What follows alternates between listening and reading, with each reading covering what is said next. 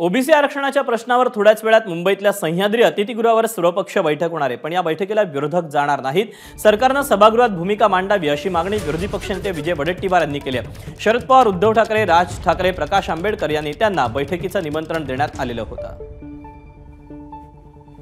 Update जाणून घेऊयात, राजू सोनावणे आपल्या सोबत आहेत। राजू, एकीकडे महत्त्वपूर्ण ही बैठक आहे आणि विरोधकांची उपस्थिती नसणं काय सांगून जात आहे?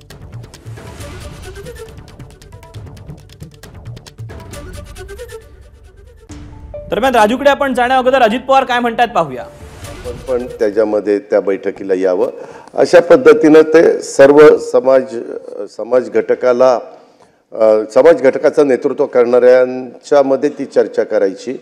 म्हणून माझी विजयराव तुम्हाला पुन्हा एकदा आग्रहाची विनंती आहे की आपण त्या बैठकीमध्ये आपल्याला जे सांगायचं ते आपण तिथं सांगा ना, की बाबा आणि आज पहिल्या बैठकीमध्ये लगेच काही त्याच्यातनं होणार आहे, परंतु हा निर्णय मागे पण तुम्हाला आठवत असेल, मला वाटतं उद्धव ठाकरे साहेब राज्याचे प्रमुख असताना पण अशा प्रकारची सर्वपक्षीय बैठक ही बोलवण्यात आलेली होती। त्याच्यानंतर पण एकनाथरावांनी पण अशा प्रकारची मागे एकदा बैठक बोलवली होती, त्याला अनुसरून ही बैठक आहे।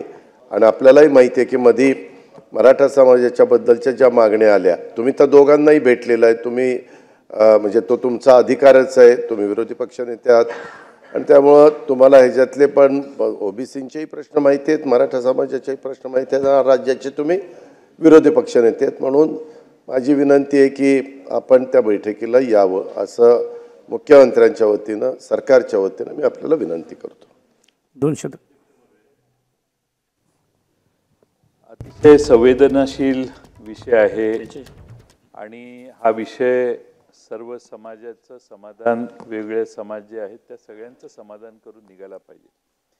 मुख्यमंत्री महोदयांनी एका बाजूशी चर्चा केली आहे, उपमुख्यमंत्री यांनी एका बाजूशी चर्चा केलेली आहे।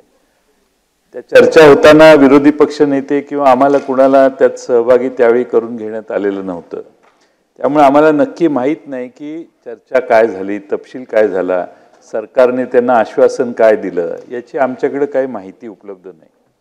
आणि एकदा सर्वपक्षीय बैठक, सन्माननीय उपमुख्यमंत्री म्हणतात ते बरोबर आहे, सर्वपक्षीय बैठक झालेली आणि त्यात सर्वांनी मतं व्यक्त केलेली आहेत। त्यात आता वेगळे काही मतं व्यक्त करण्यासारखी काही आता नवी पार्श्वभूमी नाही आहे। तर सरकारने या बाबतीत काही ठराविक विरोधी पक्षनेते दोघा चौघांना विश्वासात घेऊन जर आम्हाला ब्रीफ केलं असतं की बाबा असं असं करायचं ह्या गोष्टी, तर मग त्याला काहीतरी स्वरूप प्राप्त झालं असतं। आता विधानसभा चालू आहे आणि त्यामुळं अतिशय महत्त्वाचा सेन्सिटिव्ह विषय आहे, अत्यंत महत्त्वाचा विषय, आम्हाला ती प्रायोरिटी आहे, त्याबद्दल काही दुमत नाही। पण अध्यक्ष महोदय, आम्ही एकदा सर्वपक्षीय बैठक ज्यावेळी झाली त्यावेळी आम्ही आमची मतं व्यक्त केलेली आहेत। आता राज्य सरकारने दोन्ही घटकांशी बोलणं केलेलं आहे, तर राज्य सरकारने त्यांना योग्य तो वाटतो तो शेवटी निर्णय तुम्हीच घेणार आहे, त्यामुळे तो निर्णय काय पद्धतीनं तुम्ही घेणार आहे ह्या बाबतीत तुम्ही आम्हाला सांगितलेलं, अवगत केलं तर जास्त बरं होईल असं मला वाटतंय।